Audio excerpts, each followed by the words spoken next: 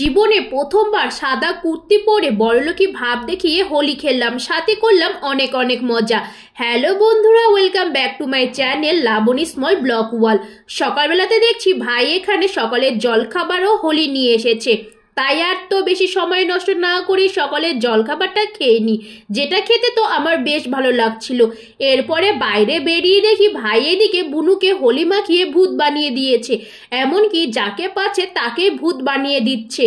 কারণ কালকে দোলের দিন ভাইয়ের তো আর ছুটি ছিল না, আজকে ছুটি পেয়েছে, তাই আর তো সময় নষ্ট না করে বাইরে বেরিয়েছে, নিজেও ভূত হয়েছে, এমনকি যাকে পাচ্ছে তাকে ভূত বানিয়ে দিচ্ছে। আর আমি একটু সেটাই দেখতে বাইরে বেরিয়েছি কিনা, এই শয়তানটাকে দেখতে পাচ্ছ, এ আমাকে কালকে ভূত বানিয়ে দিয়েছিল।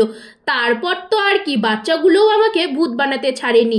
আর এখন দেখতেই পাচ্ছ, বুনুকে যেহেতু ভাই ভূত বানিয়ে দিয়েছে, তাই বুনু কিন্তু ঘর থেকে আবির নিয়ে এসেছিল। প্যাকেটটা খুলতে পারছিল না দেখে এখানে হোলি খুঁজছিল। তারপরে ভাইয়ের কাছ থেকেই হোলি নিল, যে ভাইকে হোলি লাগাবে। কিন্তু ভাই তো এদিকে চলে গেছিল আরও একজনকে রং লাগাতে। দেখতেই পাচ্ছ, সে সবে মাত্র দোকান থেকে আসছিল, তাকেও ভূত বানিয়ে দিল। আর ভাই এদিকে চলে যাচ্ছিল হোলি খেলতে। কিন্তু আমি যেহেতু দেখছি বুনু হোলি লাগানোর জন্য অপেক্ষা করছে, তাই ভাইকে ডাকলাম যে বুনু তোকে হোলি লাগাতে চায়। আর বুনুও ভাইকে হোলি লাগাতে পেরে অনেকটা খুশি হয়েছে। আর অনেক বছর পর কিন্তু হোলিতে রাধাকৃষ্ণ বাড়িতে এলো।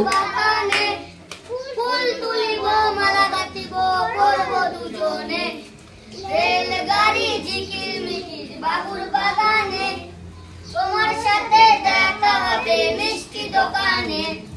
বৌদি বৌদি বৌদি দরজা খোলো না, সারাদিনে রং খেলে ভালো লাগে না। রাধা আছে কৃষ্ণ আছে তোমার দুয়ারে, ভক্তি সেবা করবো আমি রাধা কৃষ্ণকে। তো দেখতেই পেলে ছোট ছোট বাচ্চাগুলো কত সুন্দর গান করলো আর কত সুন্দর নাচ করলো। এভাবে কিন্তু আমরা ছোটবেলাতে রাধাকৃষ্ণ সাজতাম আর মানুষের বাড়িতে গিয়ে গিয়ে চাঁদা তুলতাম। তারপরে যেই চাল বা টাকা আসতো সেটা দিয়ে কিন্তু আমরা পরের দিন খিচুড়ি রান্না করে খেতাম। যাই হোক, সেই সব দিন এখন অতীত। তো এইদিকে আমি মাংস রান্না করছিলাম, একদিকে খাসির মাংস একদিকে পোলট্রির মাংস। আর আমার রান্না হতে না হতে কাকি কিন্তু এইদিকে দিয়ে গেল ফ্রাইড রাইস, সাথে আছে মটন কষা। তো সেটাই কিন্তু এখানে আমি খেয়ে নিচ্ছি, কারণ খাওয়া দাওয়া করে তো আবার আমাকে যেতে হবে হোলি খেলতে। তাই কিন্তু তাড়াতাড়ি খাওয়া দাওয়াটা সেরে নিলাম, তারপরে কিন্তু চলে এসেছি রেডি হতে। জীবনে প্রথমবার বড়লোকি ভাব দেখিয়ে সাদা কুর্তি পরলাম।